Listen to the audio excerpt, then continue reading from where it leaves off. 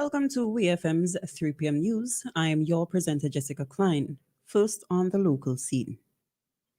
The National Parks, Rivers and Beaches Authority officially launched the ninth edition of the Nine Nights of Lights on November 28th at the Botanical Gardens.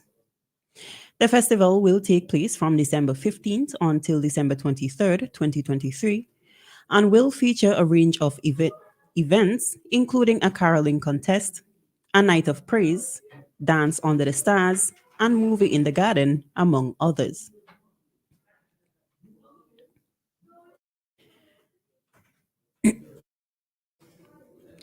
Chairman of the Board of Directors, Gideon Nash, announced that the festival promises to be bigger than last year's, and he encourages Vincentians to attend each one of the 9 nights. Meanwhile, chairperson of the Nine Nights of Lights Committee, Kalisha Solomon, promises millions of lights and a spectacular event. The committee has spent over $48,000 on lights for the upcoming festival, including a kids' zone. The festival will also include a Christmas market with vendors offering food, beverages, and more. Interested vendors have until December 4th, 2023 to register. The event is a unique celebration in St. Vincent and the Grenadines, first conceived during a committee meeting for the 250th anniversary celebration of the Botanical Garden in 2015. Microgreens, owned by Vincentian Shane Compton, is among 10 companies to receive a $10,000 seed grant from the Eastern Caribbean Green Entrepreneurship Initiative, ECEI.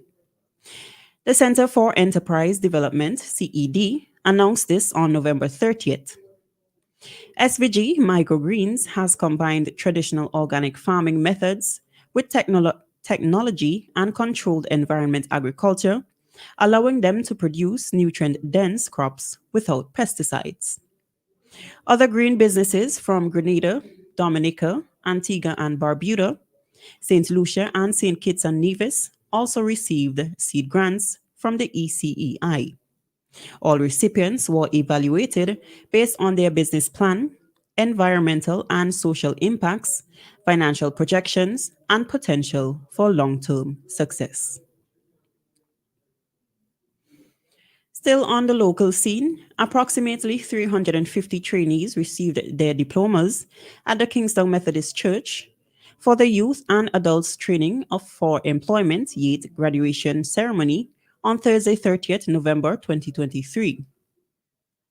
After 4 years of intense work, this graduation marked the culmination of the YEAT program, which is part of the Human Development Service Delivery, HDSD, project funded by a World Bank loan. The YEAT program is designed to aid unemployed and underemployed individuals aged 17 to 45 in developing the basic skills required to obtain employment and/or further employment-related training. Unemployed youths and adults have taken part in CVQ Levels 1 and 2 programs, which provide quality, competency-based certification consistent with the needs of the labor market, with the main objective being to acquire a minimum of 5 CVQ units. Trainees in areas like electrical installation, plumbing, and general construction received technical and life skills training, including entrepreneurship and financial management. Following in-class training, trainees gained valuable work experience through work attachments with employers. The training spanned areas such as electrical installation, plumbing, data operations, food preparation, food and beverage, welding, housekeeping, cosmetology, and general construction. On the regional scene, a Jamaican police constable was found not guilty of trying to obstruct the course of justice by allowing a British traveler who was suspected of carrying ganja in his luggage to continue to the boarding gate at the Norman Manley International Airport. According to the Jamaica Observer, the verdict was delivered on November 30th by Chief Judge of the Parish Court, Chester Crooks. The incident is said to have taken place on January 19th, 2015. Constable Chadwick Bowen was charged with attempting to pervert the course of justice after he was informed by canine police of the presence of drugs in the luggage of a British traveler. Allegedly, Bowen opened a suitcase containing 11.2 pounds of ganja and allowed the traveler to proceed to the boarding gate. However, the defense team argued that there was no witnessing evidence of Bowen opening the suitcase. Additionally, the investigating officer revealed that police officers have the option not to search individuals if they answer their questions satisfactorily. Furthermore, the British national, who was found with the ganja, stated that he did not know Bowen. Carissa Etienne, the former director of the Pan American Health Organization PAHO and a native of the Dominican Republic, passed away on Friday at the age of 71 due to apparent heart failure. Etienne served as the director of PAHO for a decade and was declared Director Emeritus at the 30th Pan American Sanitary Conference on September 30th, 2022. During the ceremony, Etienne reflected on her humble beginnings in Massacre, Dominica, where she walked barefoot to school like any other child. She remarked that her journey from those humble beginnings to becoming the director of PAHO was proof that there is hope for every child in the Americas, including the Caribbean.